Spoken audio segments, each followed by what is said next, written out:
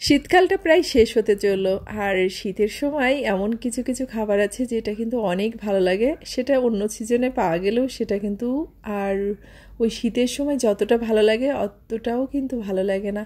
নমস্কার, আমি লিপি সাহা। হ্যালো এভরিওয়ান, কী অবস্থা, কেমন আছেন সবাই? আশা করছি খুব খুব ভালো আছেন সবাই।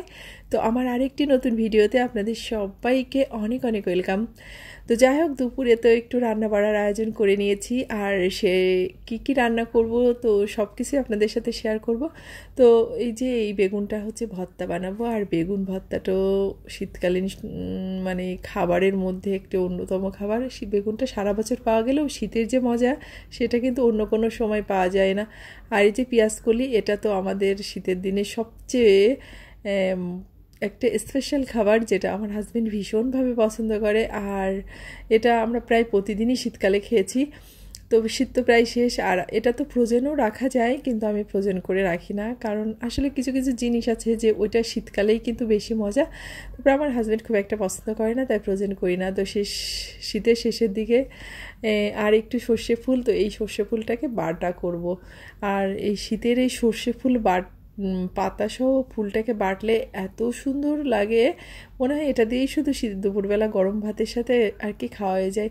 তো এই যে সর্ষে ফুলটাকে ধুয়ে কড়াইয়ে দিয়ে দিলাম। তো এখন একটা ঢাকনা দিয়ে ঢেকে দিব। এর মধ্যে কিন্তু আমি তেল লবণ কোনো কিছুই দিব না, শুধুমাত্র সর্ষে ফুলটাকে একটু আমড়ে নেব, যেটা আমাদের আঞ্চলিক ভাষায় বলে। এটা একটু কমে আসবে, মানে নরম হয়ে যাবে, আর একটু সামান্য জল বেরোয়, সেটা শুকিয়ে আসলেই এটাকে নামিয়ে তারপর ঠান্ডা হলে বেটে নেব।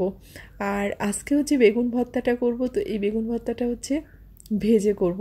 আর ভাজা বেগুনের ভর্তাটা কিন্তু অনেক মজা লাগে, সেটা আমরা সবাই কম বেশি জানি।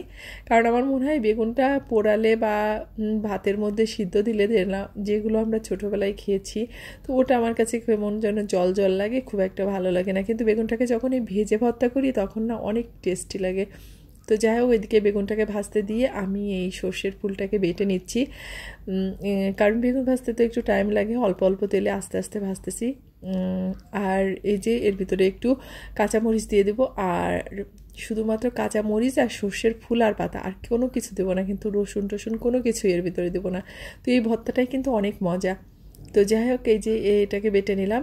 আর এখন হচ্ছে বেগুনটাকেও প্রায় ভাজা শেষ হয়ে গেছে। তো এই যে বেগুনটাকে উঠিয়ে নিব, আর এই কড়াইয়ে হচ্ছে রসুন পেঁয়াজ কাঁচামরিচ সব কিছু আর কি ঢেলে নেব। এই যে সবগুলো বেগুন ভাজা শেষ।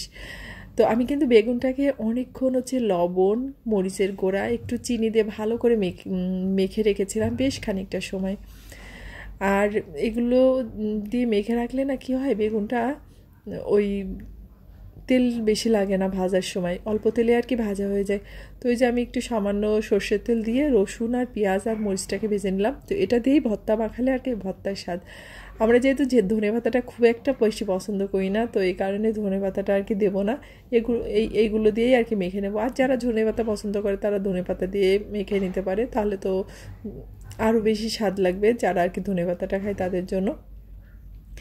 তো ওইদিকে হচ্ছে পেঁয়াজ মরিচগুলোকে একটু ঠান্ডা হতে দিয়ে, আর এই যে সর্ষের ফুল বাটাটাকে এখন কড়াইয়ে একটু সর্ষের তেল দিয়ে লবণ দিয়ে, যে এরকম ধনেপাতা ভর্তাটা যেভাবে আমরা করি ঠিক এইভাবেই আর কি সর্ষের ফুল বাটাটাকে ভেজে নেব। এই যে আমার ভাজা হয়ে গেছে, এখন নামিয়ে নিয়েছি। আর এটা যখন কড়াই থেকে ছেড়ে দিবে তখনই আর কি বাটাটাকে নামিয়ে নিতে হয়। এর যে একটা ঝাঁঝালো ঘ্রাণ কি বলবো, মানে এত সুস্বাদু লাগে খেতে।